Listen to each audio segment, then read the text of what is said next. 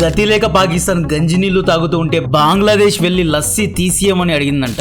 ముఖం కడుక్కోవడానికి పాకిస్తాన్ దగ్గర బోర్ నీళ్లు లేకపోతే అదేదో కడుక్కోవడానికి బిస్లరీ వాటర్ అడిగినట్లుంది బంగ్లాదేశ్ చీఫ్ మినిస్టర్ అయిన మొహమ్మద్ యూనిస్ దౌత్యపరమైన నీతి. డైరెక్ట్ గా పాయింట్ కి వెళ్తే వచ్చే ఏప్రిల్ 27వ తేదీన బంగ్లాదేశ్ పాకిస్తాన్ మధ్య 15 ఏళ్ల తర్వాత ఒక మీటింగ్ జరగనుంది. Pakistan deputy prime minister foreign minister అయిన ఇషాక్ దార్ బంగ్లాదేశ్ కు వెళ్లనున్నారు.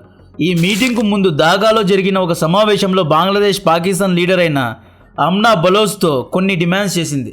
ఆ డిమాండ్స్ ఏంటి అంటే 1971లో పాకిస్తాన్ బంగ్లాదేశ్లో చేసిన ఆగిత్యాలకు పాకిస్తాన్ అపాలజీ లెటర్ ఇవ్వాలి అని, క్షమాపణ పత్రాన్ని ఇవ్వాలి అని. Second demand, Pak Bangla partition తర్వాత బంగ్లాదేశ్కు రావాల్సిన షేర్ రాలేదు అని, పిఎఫ్ గ్రాట్యుటీ ఇలాంటి షేర్ రాలేదు అని, నష్టపరిహారంగా పాకిస్తాన్ $4.52 బిలియన్ బంగ్లాదేశ్కు ఇవ్వాలి అని యూనిస్ అడిగాడు.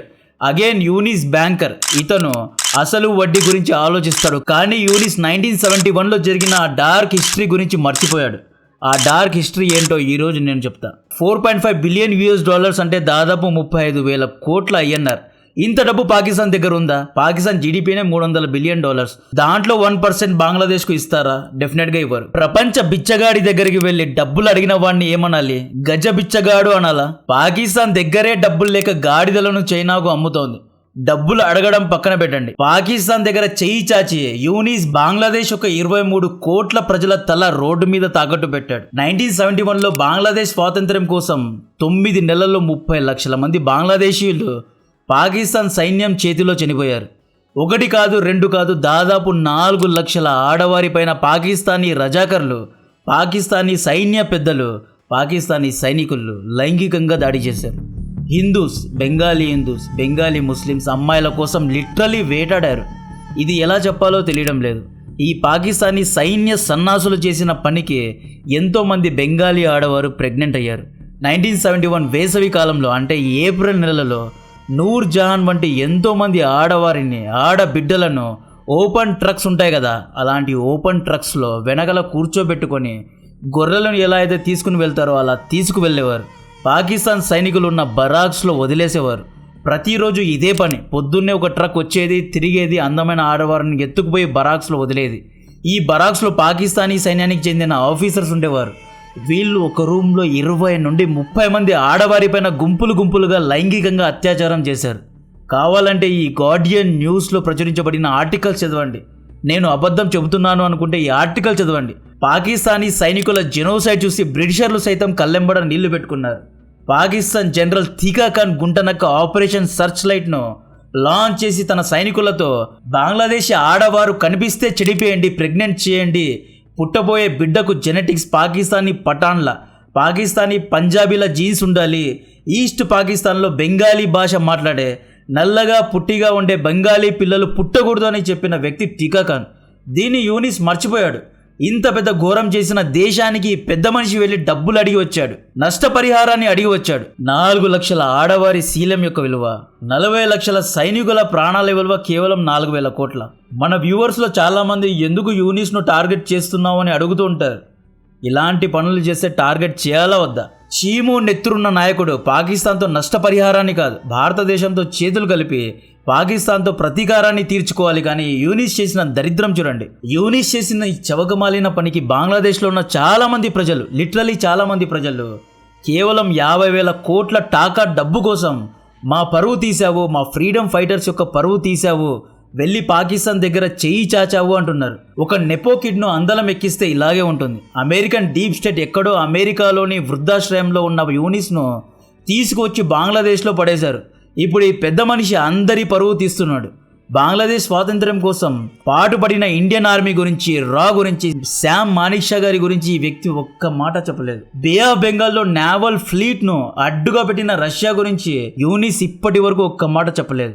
విశ్వాసం లేని దేశాన్ని పుట్టించినందుకు భారతీయులకు తగిన శాస్తే జరిగింది. మొన్న యూనిస్ పాకిస్తాన్ ఆర్మీ చీఫ్ను బంగ్లాదేశ్లో ఉన్న రంగ్పూర్ డివిజన్లో ఉన్న ఆర్మీ బేస్కు తీసుకువచ్చి ఇండియా ఒక చికెన్ నెక్ను ఎలా కట్ చేయాలి, ఇండియా ఒక 7 సిస్టర్ స్టేట్స్ను ఎలా 2 భాగాలుగా కట్ చేయాలి అనే ప్లానింగ్ చేశాడు. చిరువడ్డీ వ్యాపారి మొహమ్మద్ యూనిస్ దయ వల్ల ఈ రోజు IMF బంగ్లాదేశ్కు అప్పు ఇవ్వడానికి 10 సార్లు ఆలోచించింది. యాక్చువల్లీ ఇంటర్నేషనల్ మానిటరీ ఫండ్ బంగ్లాదేశ్కు 4 విడతల్లో $4.5 బిలియన్ అప్పుగా ఇవ్వాలి. ఈరోజు $1.3 బిలియన్ ఇవ్వడానికి 10 సార్లు IMF పెద్దలు ఆలోచించారు. దీనికి కారణం ఏంటి అంటే బంగ్లాదేశ్లో అప్పులను తీర్చే పరిస్థితి లేదంట. ప్రస్తుతం యూనిస్ను బంగ్లాదేశ్లో ఎవ్వరూ గౌరవించడం లేదు. షేక్ హసీనాను గద్దె నుండి దింపాడు అని చెప్పి ఇండియా యూనిస్ను టార్గెట్ చేస్తోంది. యూనిస్కు డెమోక్రటిక్ పార్టీ దంపతులు క్లింటన్ దంపతులతో మంచి రిలేషన్స్ ఉండడం కారణంగా రిపబ్లిక్ పార్టీ నాయకుడైన ట్రంప్ యూనిస్కు గడ్డి వేయడం లేదు సరిగదా, బంగ్లాదేశ్ పైన 37% టారిఫ్ విధించాడు. యూనిస్ చైనా వైపు చూశాడు. చైనా అమెరికాతో వ్యాపార యుద్ధంలో బిజీగా ఉంది. మొన్న యూనిస్ చైనాకు వెళ్ళి క్యాబరే డ్యాన్స్ వేసి కూడా వచ్చాడు. రండి బంగ్లాదేశ్లో పెట్టుబడులు పెట్టండి అని చైనాకు చెప్పిన చైనా యూనిస్ను కేర్ చేయలేదు. ఎందుకంటే Younis is a నెపోకిడ్.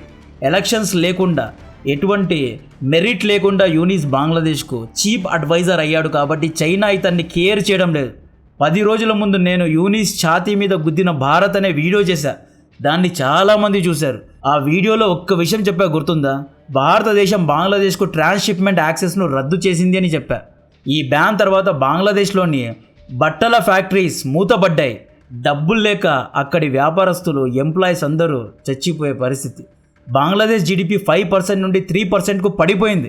Finally Bangladesh Pakistan దగ్గరికి వెళ్ళి $4.5 బిలియన్ కంపన్సేషన్ అడిగే పరిస్థితికి వచ్చింది.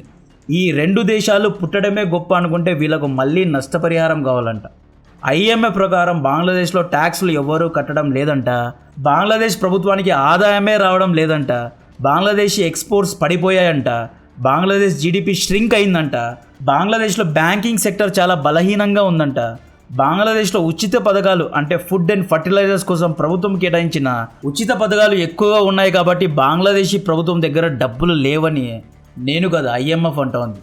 ఈ రీజన్స్ కారణంగానే IMF మేము బంగ్లాదేశ్కు లోన్ను ఇవ్వము, టెంపరీగా బ్లాక్ చేస్తున్నాము అని చెప్పింది. ఈ పరిస్థితి బంగ్లాదేశ్లో రావడానికి గల ముఖ్య కారణం భారతదేశం. ఈ కలియుగంలో ఆయుధాలతో చేసే యుద్ధం కంటే వ్యాపార పరంగా చేసే యుద్ధమే చాలా గట్టిగా తగులుతుంది. ఇండియా బంగ్లాదేశ్ బట్టల వ్యాపారస్తుల ట్రాన్స్షిప్మెంట్ యాక్సెస్ ను ఏప్రిల్ 8th రోజే రద్దు చేసింది. ఇంతకు ముందు బంగ్లాదేశ్ ఫ్యాక్టరీస్ నుండి ఉత్పత్తి అయిన ఎన్నో బట్టలు ట్రక్స్ ద్వారా, రెడీమేడ్ గార్మెంట్స్ అన్ని ఫ్రీగా ట్రక్స్ ద్వారా భారత్లోని ఢిల్లీ, ముంబైకు చేరుకునేవి. ముంబై ఓడరేవుల్లో కార్గో షిప్స్ లో దీన్ని ఎక్కించి వేరు దేశాలకు, యూరోప్, మిడిల్ ఈస్ట్ కు ఎక్స్పోర్ట్ చేసేది బంగ్లాదేశ్. ఢిల్లీ ఎయిర్పోర్ట్ లోని ఫ్లైట్ కార్గోస్ ద్వారా ఈ వస్తువులను యూరోప్ కు పంపేవారు.